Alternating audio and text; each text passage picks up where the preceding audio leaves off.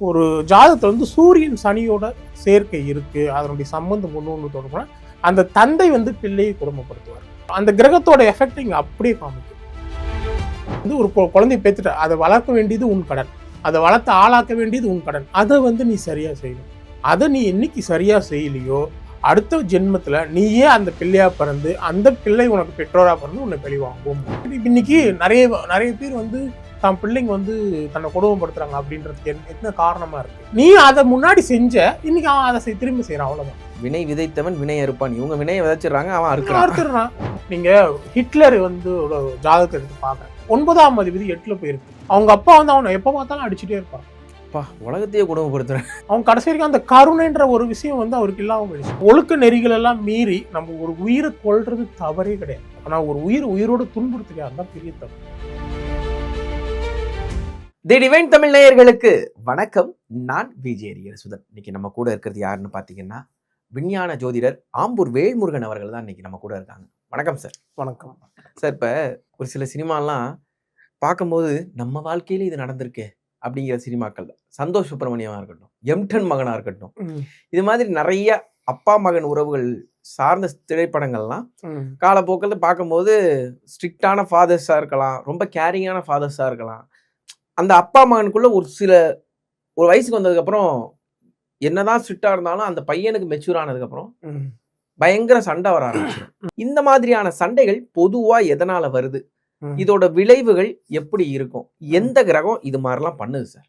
Actually நம்ம இது பேசும்போது ஒரு விஷயத்தை ரொம்ப புரிஞ்சுக்க வேண்டியது இருக்கு. அதாவது வந்து இந்த உலகத்துல பிறக்கிறதுக்கும் வாழ்றதுக்கும் தகுதியானவர்கள் மட்டுமே படைக்கப்படுகிறார்கள்.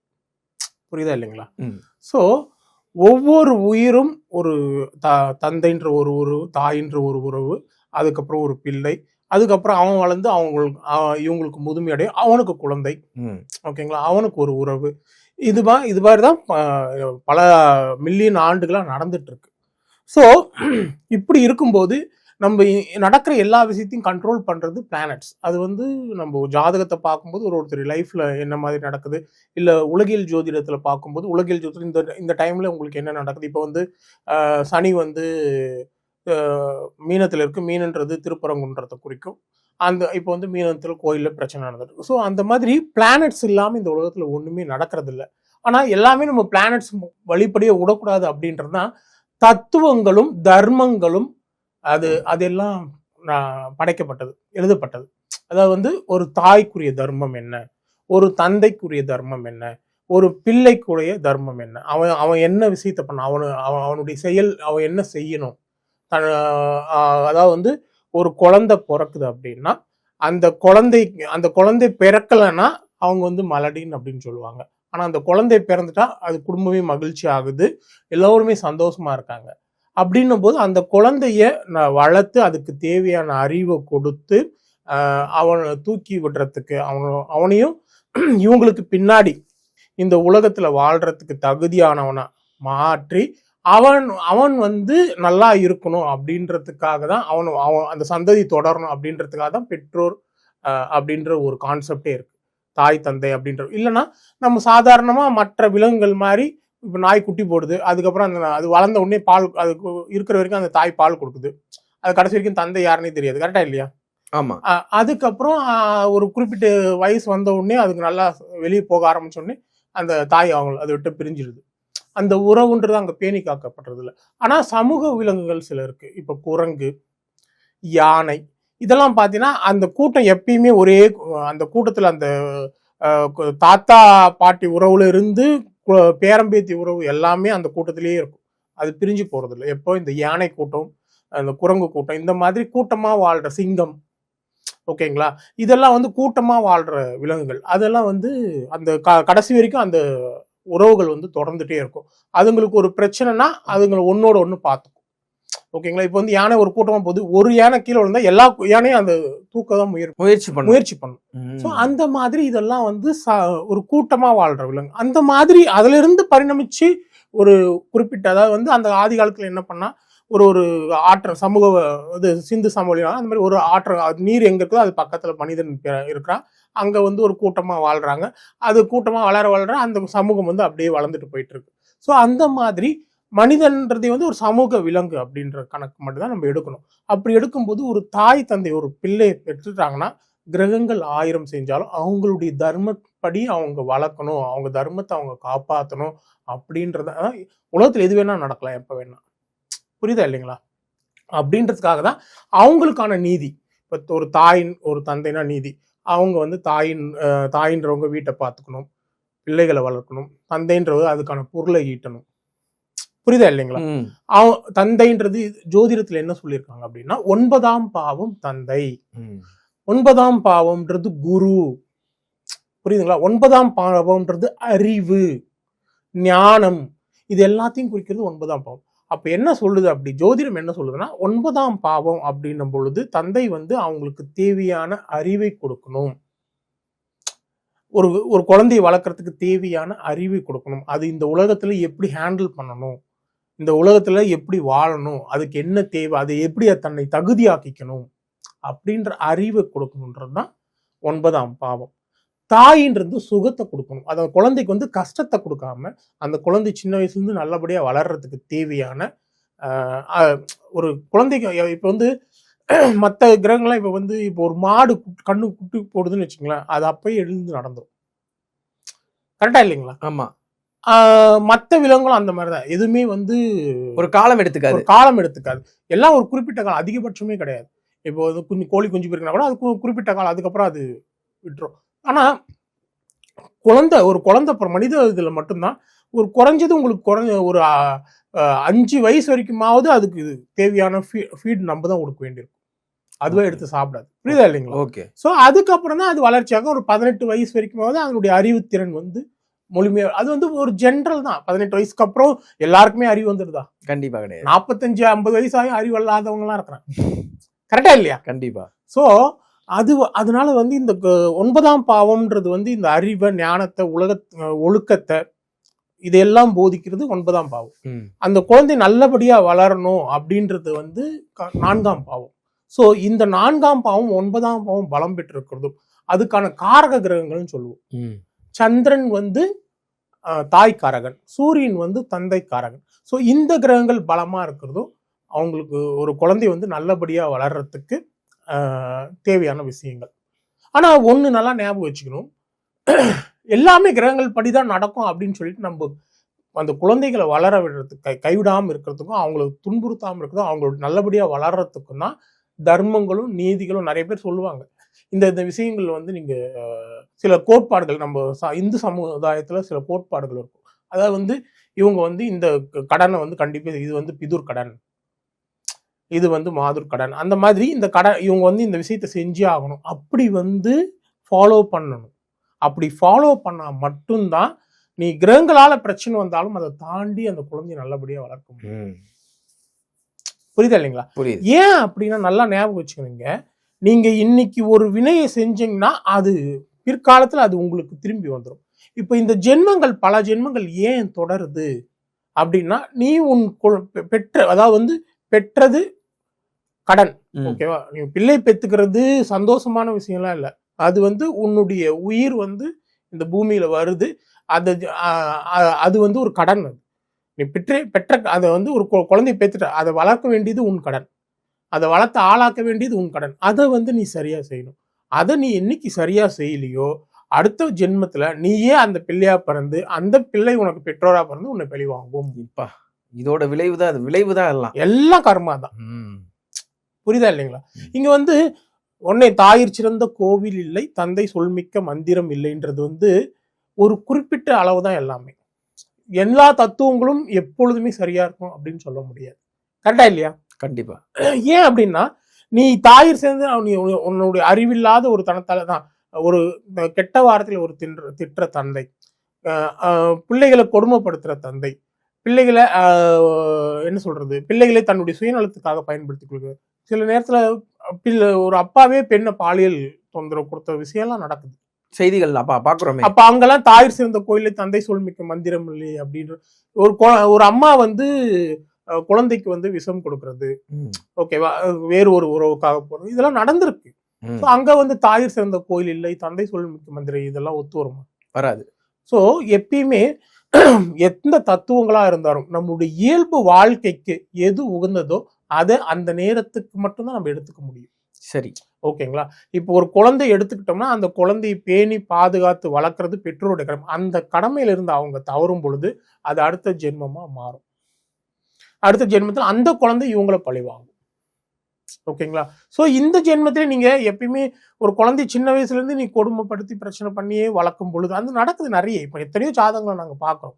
எல்லா பெற்றோரும் தம் பிள்ளைங்களுக்கு சுயநலம் இல்லாம தம் பிள்ளைங்களுக்கு நல்லபடியா வளர்க்குற அந்த மாதிரி எல்லாம் கிடையவே கிடையாது. இப்ப நேத்து என்ன மாதிரி பாக்குறீங்க? அதான் நான் கேட்கிறேன். அதான் இப்போ ஒரு ஜாதகத்துல சூரியன் சனியோட சேர்க்கை இருக்கு, அதனுடைய சம்பந்தம் ஒண்ணு தொடங்கினா அந்த தந்தை பிள்ளையை கொடுமைப்படுத்துவார். ஓகேங்களா? காரணமே இருக்காதா? காரணமே இல்லாம குணப்படுத்துவார். ஓகேங்களா? நீங்க சனியோட வாழ்க்கை வரலாறை பார்த்தீங்கன்னு வச்சுக்கோங்க. அந்த சனி பிறந்த உடனே அவங்க அப்பா அந்த ஒதுக்கி வச்சிருவார். அந்த இயல்பு தானா வந்துடும். அந்த கிரகத்தோட எஃபெக்ட் இங்க அப்படியே காமிக்கும். புரியுதா இல்லைங்களா? ஸோ அதனால இங்க ஒரு அதாவது இதெல்லாம் ஜாதகத்துல இருக்கும். ஆனா இதை தாண்டியும் மெச்சூர்டு பீப்புள் நிறைய இருக்காங்க. நல்ல எஜுகேட்டட் பீப்புள், நல்ல மெச்சூர்ட் பீப்புள். அவங்க அவங்க அதாவது அவங்க தாயோ தந்தை யாரோ ஒரு சப்போர்ட்ல ஒரு சமூக ஒழுக்கின அவங்க குடும்பத்துல இந்த மாதிரிதான் அவங்க அப்படின்ற மாதிரி ஒரு ஒழுக்கு நெறி வச்சுக்கிட்டு தான் பிள்ளைங்களை அந்த மாதிரி பிரச்சனை தான் சின்ன சின்ன பிரச்சனைகள் வரும், அதையும் தாண்டி வளர்த்துறவங்க. ஆனா இந்த எஜுகேஷன் கம்மியா இருக்கிறது, ஓகேங்களா, இல்ல தானுன்ற கர்வம் அதிகமா இருக்கு அந்த மாதிரி. ஏன்னா சூரியன் தான் கர்வத்துக்கு காரகமே. அப்படின்னும் போது அந்த ஃபேமிலியில அடி பெருசா இருக்கும். அப்ப இந்த சூரியன் சனியோட சேர்க்கை யாரோட ஜாதகத்தெல்லாம் இருக்குதோ அவங்க சின்ன வயசுல இருந்தே அந்த குழந்தை சுபாவத்துல இருந்தே அந்த பிள்ளையை கொடுமைப்படுத்திட்டே இருப்பாங்க. பையனா இருக்கும் பொழுது. பெண்ணா இருக்கும்போது அது நடக்காது.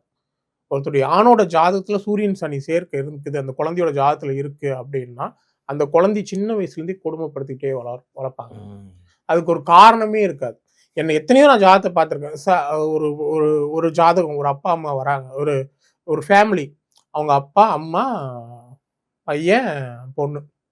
நான் இந்த பையனோட ஜாதகத்தை பார்த்தோன்னே கேட்குறேன், நான் என்ன சார் நீங்கள் உங்கள் பையனை ரொம்ப டார்ச்சர் பண்ணுறீங்களா அப்படின்ட்டு. சார் அப்படியெல்லாம் இல்லை சார் அப்படின்னு அவர் சொல்கிறார். அவங்க அம்மா இல்லை சார், ஆமாம் சார் அப்படி தான் பண்ணுவார் சார் அப்படின்னு. அந்த பொண்ணு அந்த பையனோட அக்கா சொல்லுது, சார் அவரு நான் என்ன தப்பு பண்ணாலும் என்ன திட்ட மாட்டார் சார், அவன் எதுவுமே தப்பு பண்ணலாலும் திட்டுவார் சார். அவன் ஜாதத்துல அந்த காரகோபாவன ஆஸ்தி, அதாவது 9ஆம் இடத்துலயே சூரியன் பலமா இருக்கு. ஸோ அவங்க அப்பா அப்படி டார்ச்சர் பண்ணுவாங்க அவரை.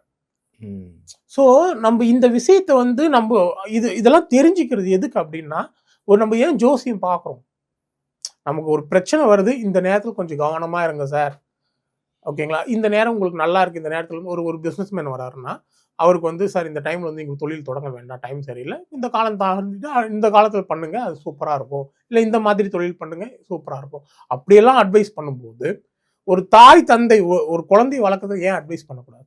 அதுதான முக்கியமான விஷயம். ஏன்னா அது ஒரு உயிரை பாதிக்குதாங்க.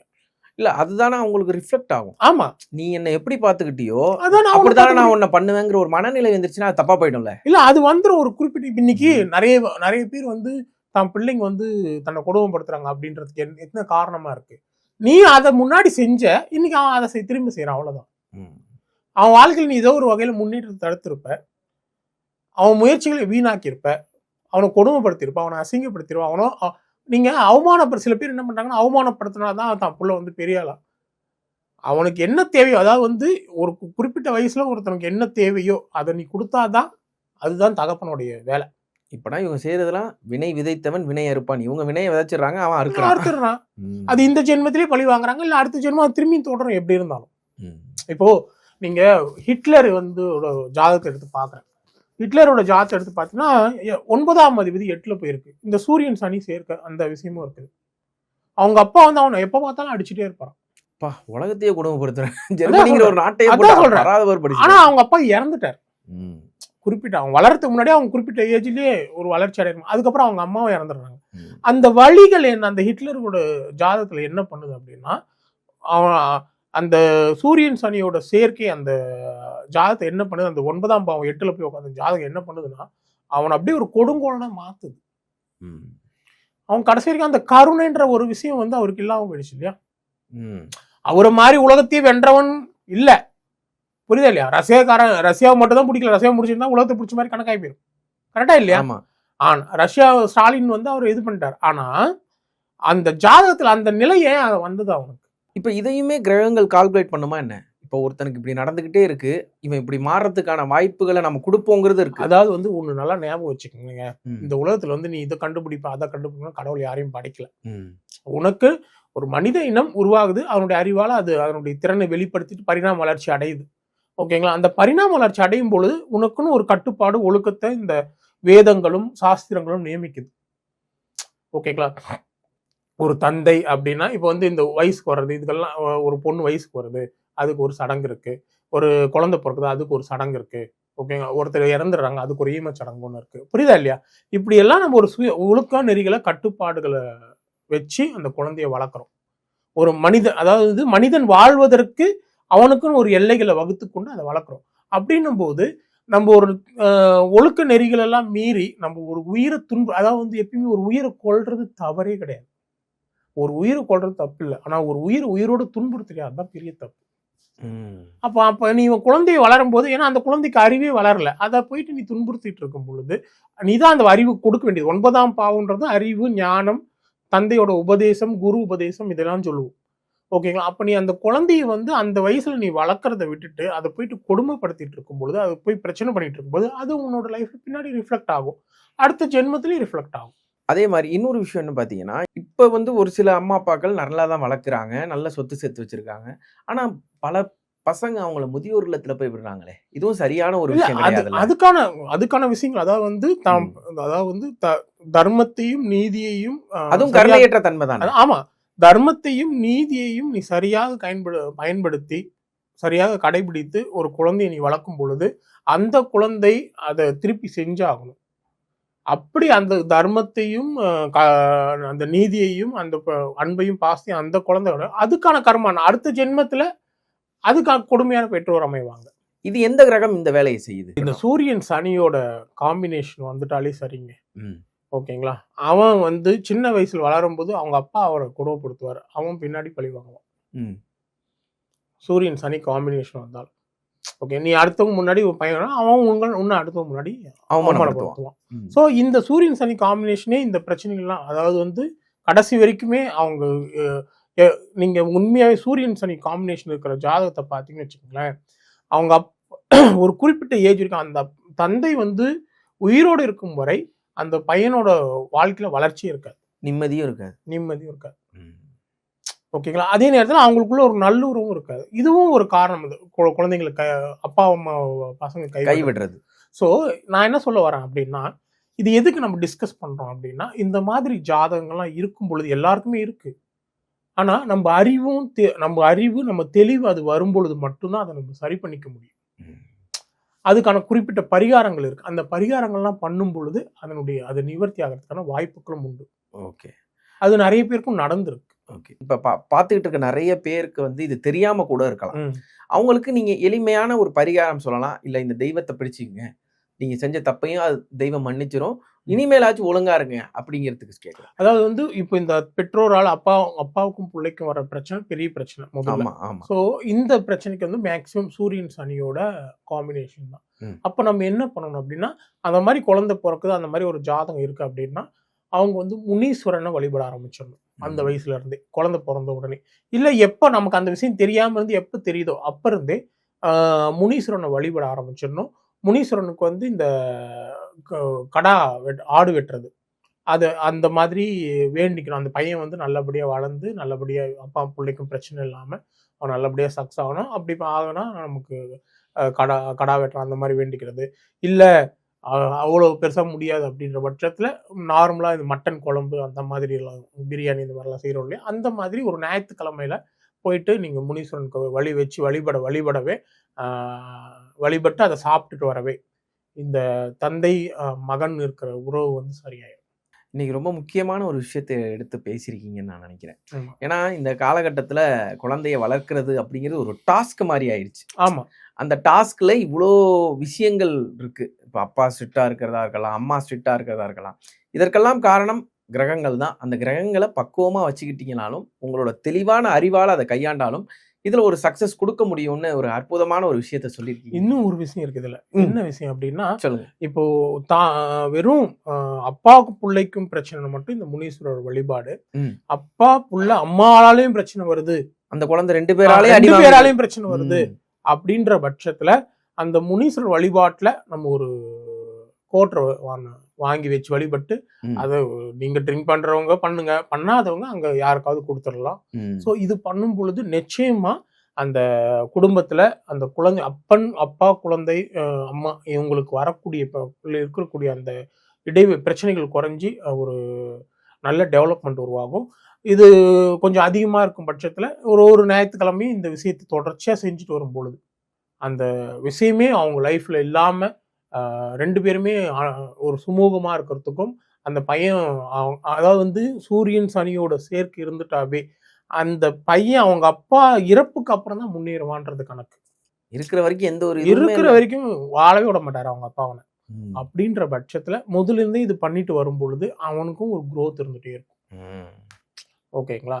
ஸோ இது ஒரு முக்கியமான பரிகாரம். இது மற்றவங்க எப்படி பார்ப்பாங்கன்னு நமக்கு தெரியாது. பட் இது பல பிள்ளைகளுடைய வாழ்க்கையை இன்னைக்கு காப்பாற்று. இது மாதிரி யாரும் சொன்னதில்லை நான் நினைக்கிறேன். கண்டிப்பா கண்டிப்பா. இது ரொம்ப முக்கியமான ஒரு கருத்தை நீங்க பதிவு பண்ணியிருக்கீங்க. உங்களோட நேரத்திற்கும் உங்களுடைய வார்த்தைகளுக்கும் உங்களுடைய கருத்துக்களுக்கும் மிக்க நன்றி சார். நன்றிங்க.